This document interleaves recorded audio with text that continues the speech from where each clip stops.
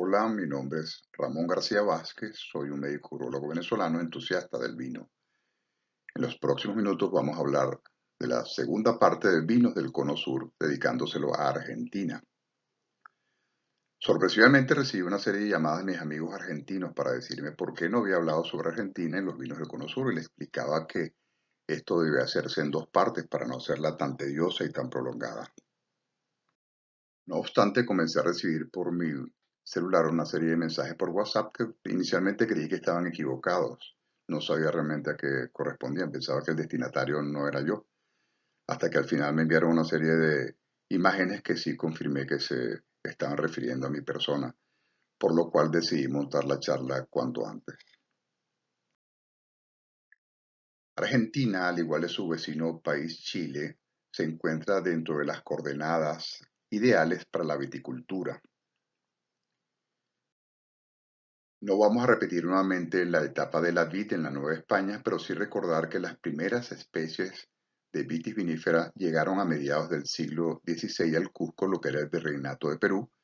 De allí pasaron a Chile, al Reino de Chile, y a partir de 1551 fueron introducidas en la Argentina, propagándose por el centro, oeste y noroeste del país. La historia de la vitivinicultura argentina se conecta directamente con la colonización, ya que el cultivo de la vid está directamente relacionado con las prácticas agrícolas de los colonos españoles. Es decir, tanto en Chile como en Argentina no existía ningún indicio de que se llevara a cabo la viticultura o la vitivinicultura antes de la llegada de los españoles, de los colonos. Este conquistador español, Juan Núñez de Prado, quizás no tenga mucha importancia desde el punto de vista de la historia de la vitivinicultura argentina, pero sí de la importancia desde el punto de vista de la historiografía. Para muchos historiadores, Juan Núñez de Prado fundó lo que se considera la partida de nacimiento de los argentinos. Es la primera región fundada en territorio argentino. Esa región se denominó Barco, y aquí ven que dice Barco 1, porque posteriormente él fundó Barco 2, Barco 3, porque en la colonia era muy frecuente que un sitio lo fundara y luego lo refundaran. Esta región de Barco se corresponde con Santiago de Estero. Y para los historiadores argentinos, especialmente esta comisión decide, tal y como resacar la Comisión Especial Nacional de la Academia Nacional de Historia, creada con motivo del festejo de los 400 años de Santiago de Estero, dictaminó que debe tenerse como fundador de Santiago de Estero al insigne capitán don Juan Núñez de Prado y como fecha fundacional la del 24 de junio de 1550 y señalar el 23 de diciembre de 1553 para la correspondiente como la correspondiente al traslado efectuado por Francisco de Aguirre. ¿Por qué? Porque esto lo fundó inicialmente este señor y Francisco de Aguirre posteriormente llegó y refundó la región de Santiago de Estero. ¿Y por qué es tan importante Santiago de Estero? Porque en 1556 Santiago de Estero no tenía sacerdote, no había cura para realizar la misa, entonces solicitan un cura hacia el reino de Chile y sale este señor que es el clérigo Juan Cedrón, también conocido como Cidrón, que llega desde la ciudad chilena de La Serena para establecerse en Santiago de Estero. Este señor desde La Serena atravesó la cordillera en mula y llegó a Santiago de Estero. Dice el historiador Emilio Maurín Navarro, un historiador sanjuanino, que él cruzó con una mula y solo llevaba esquejes de vid, llevaba semillas de algodón, llevaba su breviario y llevaba un crucifijo. O sea, fue un trayecto bastante largo. Se supone que es la primera persona que lleva esquejes de vid al territorio argentino. Francisco de Villagra fue uno de los compañeros de Pedro Valdivia que formó parte en la conquista o en la fundación del Reino de Chile o de Santiago de Chile. Francisco de Villagra, en un momento, Pedro Valdivia le ordena que vaya a Perú a buscar refuerzos porque los mapuches los estaban asediando, los estaban atacando en exceso. Y le habían comentado que del otro lado de la cordillera existían unos indios, al parecer pacíficos, que vivían en unas zonas muy vírgenes, con lagunas, y eran agricultores. Y le pidió Pedro de Valdivia a Francisco de Villagra que cuando regresara del Perú con todo el refuerzo, no se viniera por la costa, sino que se viniera a atravesar la cordillera y se viniera por el lado derecho, por el oriente de la cordillera. Y es así como Francisco de Villagra se consigue a la etnia del centro de Mendoza, que son los huarpes o los huarpes. Era una etnia muy pacífica, tal y como se lo habían descrito a ellos. Eran agricultores, eran sedentarios y vivían ahí tranquilamente. Francisco de Villagra, al parecer, mantuvo muy buenas relaciones con los huarpes y es así como en 1551 se dice que él llegó al valle de Guantata, que es lo que se corresponde con la región de Mendoza en este instante. Luego regresa nuevamente donde Pedro Valdivia, pues cumpliendo su viaje completo, donde tenía que llevar los encomenderos y tenía que llevar todo el refuerzo que necesitaban para defenderse de los mapuches. Por otro lado, García Hurtado de Mendoza, que era el gobernador de Chile en ese momento, envía a Pedro del Castillo a conocer esas tierras, a explorar esas tierras de las cuales ya venía Villagra. Y es así como Pedro del Castillo funda Mendoza el 9 de octubre de 1561 y le da el nombre de Ciudad de Mendoza del Nuevo Valle de La Rioja en honor a García Hurtado de Mendoza y Rioja porque él había nacido en La Rioja. Pero como les comenté, era muy frecuente que una región se fundara y otro saliera y la refundara. Efectivamente, Juan Jufre y Montesa era otro explorador español quien Villagra, que estaba peleado con Mendoza, lo envía a que refunde la región de Mendoza y así es como Juan Jufre llega en 1562 con miras a refundar Mendoza y la región de San Juan de la Frontera, pero las fundaciones era algo inamovible desde el punto de vista jurídico. Cualquier persona que se atreviese a anular una fundación podía ser castigado hasta con la muerte. Entonces, él lo que hizo fue que movió esa región de Mendoza o esa fundación, la movió hacia el lado izquierdo del río. Quiso darle el nombre de Ciudad de la Resurrección, pero finalmente nadie lo llamó Ciudad de la Resurrección y siempre se quedó como Mendoza. De tal manera que cuando los colonos llegan a Argentina, comienzan a figurar una serie de actores, especialmente en la vitivinicultura en Mendoza. Comenzaron a aparecer los propietarios o vidueños. Los vidueños eran habitualmente españoles, propietarios de haciendas. De hecho, se dice que en un censo que hubo en 1739 ya existían 150 propietarios, de los cuales 108 tenían viñedos. Y de esos que tenían viñedos, ya 10 tenían bodegas, desde luego bodegas primitivas o artesanales, pero tenían sus bodegas. Otros se dedicaron a la ganadería, el engorde y empresas de transporte. Los trabajadores estaban representados por los indígenas, que eran los indios huarpes, los pacíficos indios huarpes, y por los esclavos que venían o provenían de África o eran los esclavos que venían del Reino de Chile atravesando la cordillera. De hecho, para 1645 se dice que el 25% de la población mendocina eran esclavos, es decir, 1 de cada 4 habitantes eran esclavos. Acá tenemos imágenes de esa vitivinicultura primitiva o artesanal. En el lado izquierdo podemos ver a los indios que están pisando las uvas en el lagar. El lagar generalmente era de cuero y era cuero de una bestia. Y una vez que lo pisaban a través del orificio digestivo de la bestia, caía en este envase, o en la figura de arriba, y luego lo trasladaban a estas vasijas que estaban enterradas. Generalmente las bodegas eran de bareque, los techos eran de caña, era realmente primitivo. Posteriormente fue que comenzaron a aparecer las bodegas de cal y los lagares de cemento, pero en este momento tenía estas características. De hecho, se dice que las vasijas eran fabricadas con arcillas que venían de unas minas que estaban en el norte de Mendoza, lo que correspondería actualmente a las eras. Pero la vitivinicultura a finales del siglo XVI hasta el XIX, Mendoza ya comenzaba a ser la provincia de mayor extensión de viñedos a fines del siglo XVI. Esta deja de ser artesanal y doméstica para transformarse en una actividad económica fundamental. Las variedades de uvas criollas provenían de las vitis viníferas europeas y fueron tomando características singulares en otros lugares. Se destacaron la cereza, la criolla grande sanjuanina, la criolla chica y moscatel rosado mendocino. El cultivo era de cabeza o en forma de árbol. Casi todos los que vendimiaban pues tenían que hacerlo casi de pie. Inicialmente el traslado al vino era en mulas, utilizando odres.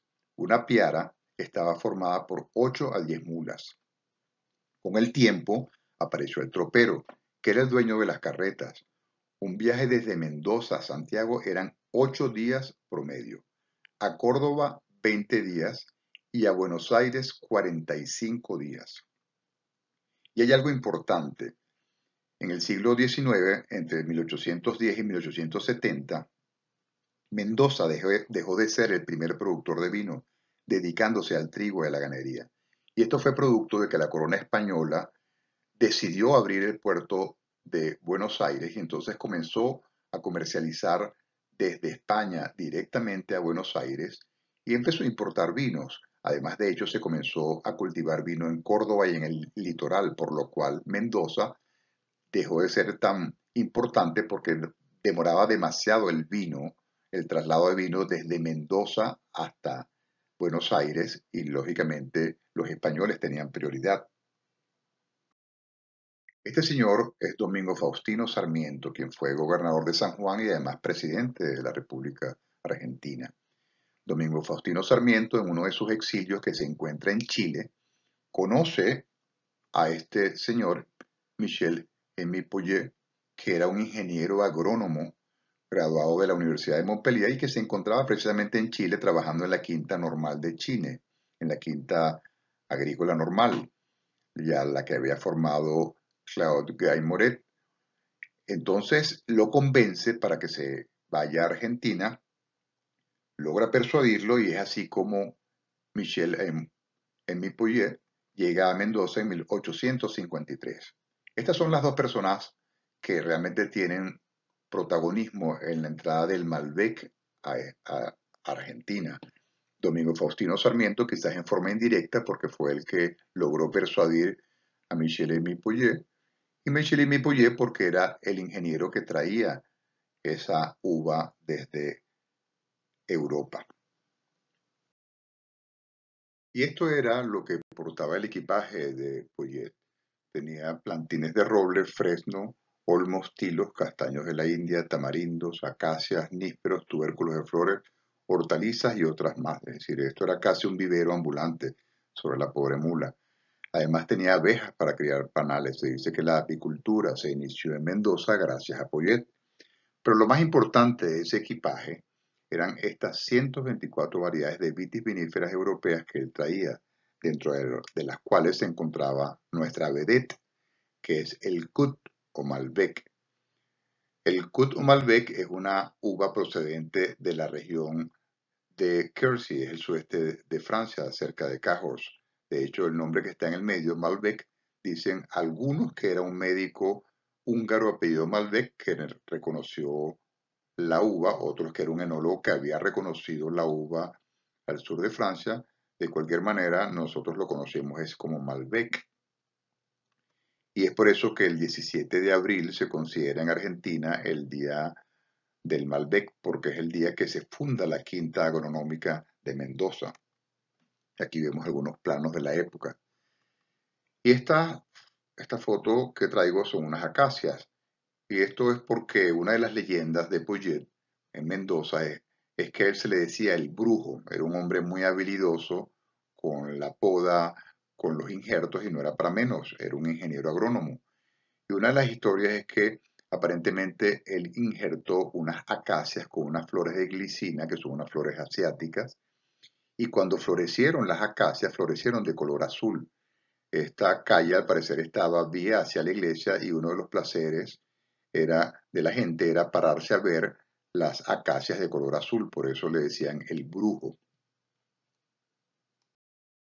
Esta es la zona de Cahors en el sudeste de Francia. El Malbec desde luego desapareció cuando llegó la filoxera a Europa. Y el miércoles 20 de marzo de 1861 sucede en Mendoza, o se produce en Mendoza el famoso terremoto que acaba con casi toda la población, la mitad de los habitantes murieron en ese terremoto y casi todas las edificaciones fueron destruidas. De hecho, podemos ver en el lado derecho, esas columnas que se ven corresponden a lo que era la capilla o la iglesia de San Francisco. Este personaje es Carlos González Pinto, un mendocino que mantuvo muy buenas relaciones amistosas con Émile Pouget. De hecho, González Pinto compra una bodega que se llama Bodega Panquegua en 1856 y se dice de que la bodega Panquegua fue una de las pocas cosas que quedó en pie después del terremoto. Tal fue así que González Pinto decidió sacar todas sus vasijas de vino, porque era una bodega industrial, era la primera bodega y de hecho se dice que es la primera bodega de Argentina. Sacó todas sus vasijas de vino y la utilizó como un hospital de emergencia. Posteriormente, su hijo o uno de sus hijos se queda con la bodega que es la que se llama Bodega González Videla. Cambió el nombre en 1917. De tal manera que la bodega González Videla es la bodega más antigua del territorio argentino. En 1855 llega el ferrocarril BAP, que es Buenos Aires Pacífico. Esto cambia totalmente la vitivinicultura de Mendoza. No solamente cambia la tecnología, sino cambia también hasta la población. Ahí comienzan a llegar los inmigrantes de Italia, de España, de Francia, que traían conocimientos de vitivinicultura, porque casi todos provenían del viejo continente. De hecho, se dice que en el lapso de 1894 a 1902 llegaron unos 16.000 extranjeros y que en medio siglo llegaron a Argentina casi 7 millones de europeos. De tal manera que el ferrocarril fue una de las cosas que cambió totalmente la vitivinicultura en Mendoza. De hecho, algunas bodegas como Escorijuela y Don Bosco tenían ramales que entraban directamente a la hacienda de la bodega. Eusebio Blanco fue un político que inclusive era un amante de la vitivinicultura y escribió un manual del viñatero. Junto a él existían otros tantos políticos y senadores que tenían en común que a todos les agradaba la vinicultura y trabajaban en conjunto, como en un solo bloque, para crear y proponer lo que se llamaba el modelo Medoc francés, para producir buenos vinos, para producir vinos finos, algo así como lo que Arnaud de Pontac pretendía y logró en Francia. De tal manera que estos señores, aun cuando eran políticos, su norte era hacer buenos vinos. Algunos acontecimientos históricos relevantes antes del siglo XX que valdría la pena mencionar. En 1776, la creación del Virreinato del Río de la Plata por Carlos III, un decreto de Carlos III. Ya el Virreinato del Río de la Plata no está subordinada a la Capitanía de Chile. El 9 de julio de 1816, la Declaración de Independencia de Argentina, la cual se realiza en Tucumán, y se rompen los vínculos con el Virreinato del Río de la Plata. Esto gracias al general José de San Martín. San Martín era un amante del vino. De hecho, se dice que cuando él pretendió cruzar la cordillera para encargarse de la independencia de Chile, tenía a su cargo casi 5.200 hombres y para él era imprescindible que esos 5.200 hombres consumiesen vino diariamente y especialmente cuando iba a estar en un momento a 4.200 metros sobre el nivel del mar. De tal manera que utilizó nada menos y nada más que 113 mulas solo para llevar vinos en odres y logró su cometido. En 1853, la creación de la Quinta Normal de Agricultura en Mendoza, que fue la primera escuela de agricultura de la República Argentina. El 20 de marzo de 1861 acontece el ya mencionado terremoto de Mendoza. Y en 1900, la primera escuela de enología en la Quinta Normal de Agricultura. Podríamos decir que para el siglo XX la República Argentina ha sido tradicionalmente un país productor y consumidor de vinos. Quinto productor mundial luego de Francia, Italia, España y Estados Unidos. La zona dedicada a la viticultura constituye una extensa franja ubicada al oeste del país, al pie de la cordillera de los Andes con una latitud que va de 22 a 40 grados latitud sur y alturas que oscilan entre 500 y 1500 metros. Estas importantes variaciones climatológicas permiten dividir al país en regiones vitivinícolas muy demarcadas. Y aquí hay algo importante, entre 1982 y 1992, Argentina redujo casi en un 36% las superficies de viñedos plantados con variedades de baja calidad y viñedos abandonados, para replantar variedades de uvas de alta calidad enológica. La región de Mendoza es la zona más cultivada del país y una de cada 3 hectáreas cultivadas de uvas tintas es Malbec. En 1958 se estimaba que el 70% de la superficie del viñedo mendocino estaba afectada por filoxera, mientras que solo el 8% se encontraba implantada con pie resistente. También se propagó a la provincia de San Juan, donde destruyó el 17% de las viñas en el periodo comprendido entre 1928 y 1940. Pero en Argentina nunca ocasionó daños económicos como los registrados en Europa. A continuación vamos a mencionar las regiones vitivinícolas de Argentina. En este caso lo vamos a clasificar en 4 regiones. Región, como lo ven en la figura, región noroeste, la región centro-oeste, la región sur y otras regiones. La región noroeste, comprendida por la región de Salta, Catamarca, La Rioja y el noroeste de Tucumán. Esta zona noroeste del país es una gran productora de torrontés, que es una uva blanca casi emblemática de Argentina. La región centro-oeste representa casi el 90% de los viñedos de Argentina y está representada por Mendoza y San Juan. La región sur, representada por La Pampa, Neuquén y el Río Negro, y otras regiones donde se refieren especialmente a la zona de Córdoba. El territorio de Argentina para el 2016 está más o menos en la distribución de las hectáreas cultivadas y podemos ver perfectamente que Mendoza es la que lleva la batuta en esto.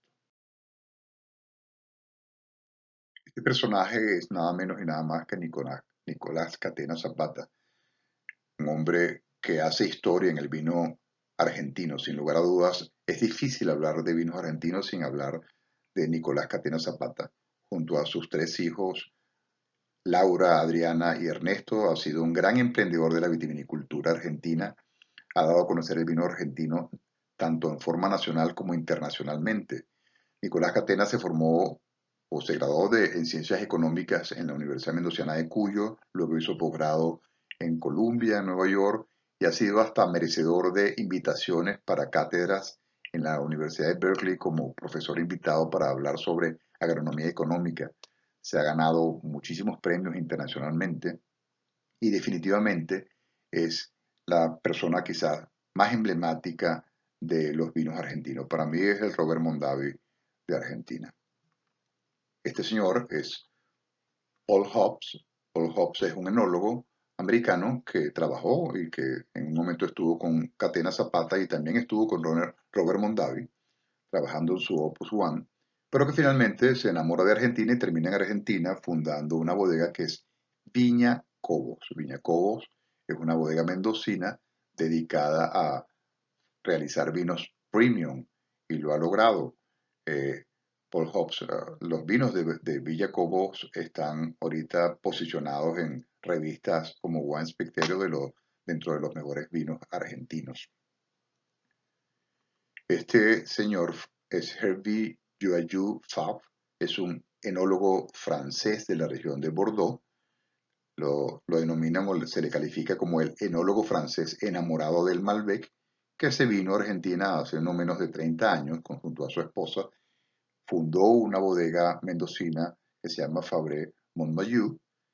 Además fundó una bodega en el sur, en el Río Negro, que es la bodega Infinitus. Es un hombre que ha sido merecedor de muchos premios, por decirle algunos, en el 2018 y en el 2019, 2 años seguidos, ha sido el mejor enólogo de vinos tintos por la organización IWC, que es International Wine Challenge. Y en el 2017, la bodega Faber Montmayou había sido la mejor bodega de Argentina. Es decir, este señor es un hombre que en muy poco tiempo ha dado a conocer muy bien los vinos argentinos y la proyección ha sido excelente a través de su bodega. Estas fotos corresponden a entrevistas que ha hecho este señor, que es Fabrizio Postelli. Fabrizio Postelli es un sommelier y un especialista en vinos argentinos. Lo recuerdo desde hace muchos años cuando trabajaba con el desaparecido Miguel Brasco, que tenía programas con Miguel Brasco y además realizó varias guías de vinos argentinos con Miguel Brasco. Fabrizio Postelli hoy por hoy tiene mucho peso específico en Argentina con sus opiniones, ha sido jurado en muchos eventos importantes vinícolas en Europa, en el Vinitaly y otros más. Y tiene un app que es este, que está acá, que los invito a que se lo bajen, es bastante práctico, tiene una buena demostración de los vinos argentinos, y aunque Fabrizio Postelli no me va a regalar ninguna botella de vino por esto, pero de verdad les los conmino a que bajen ese app. Argentina posee actualmente 881 bodegas activas para la elaboración de vinos. A continuación voy a mencionar algunas que me parecen importantes. Michel Torino es una bodega de la región de Salta, una de las bodegas más antiguas del siglo XIX. Es un excelente vino. Bodega Fin del Mundo de la Patagonia, de la región de Neuquén. Bodegas Norton, que es una bodega mendocina que fue fundada por un ingeniero de apellido Norton, un ingeniero inglés que había venido a Argentina para la construcción de los puentes con motivo del ferrocarril. Bodegas Venegas, que pertenecen a los descendientes o están en manos de los descendientes de Tiburcio Venegas. Bodegas Trapiche con su excelente vino Gran Medalla, Achabal Ferrer con sus excelentes vinos Quimera y Altamira, especialmente Quimera, ha sido posicionado internacionalmente en varias oportunidades. Y los vinos de Nicolás Catena Zapata, Catena Alta, que en 1995 obtuvo una muy buena puntuación de Robert Parker. Escorihuela era una de esas bodegas que estaba en Mendoza, que cuando surgió el ferrocarril, uno de los ramales terminaba en la finca Escorihuela. Escorihuela en este instante la adquirió Nicolás Catena Zapata. Y Caro es un vino que realizó Nicolás Catena con Eric Rothschild, que es el dueño de Chateau Lafite, y obtuvieron este caldo que se llama Caro, un excelente vino. Rutini también fue adquirida por Nicolás Catena. Alto es la Hormiga, que es un vino muy conocido en nuestro país. Nieto Zenetiner, que en este momento está asociado con Viña Cobos, la bodega de Paul Hobbs, y este Subramar, que es uno de los vinos premium de Paul Hobbs. Y finalmente, Infinitus, que es la bodega de Hervé Jayu en la Patagonia, en Río Negro. Con esto, de verdad, antes que todo, pido disculpas a las 867 bodegas que no mencioné y muchísimas gracias.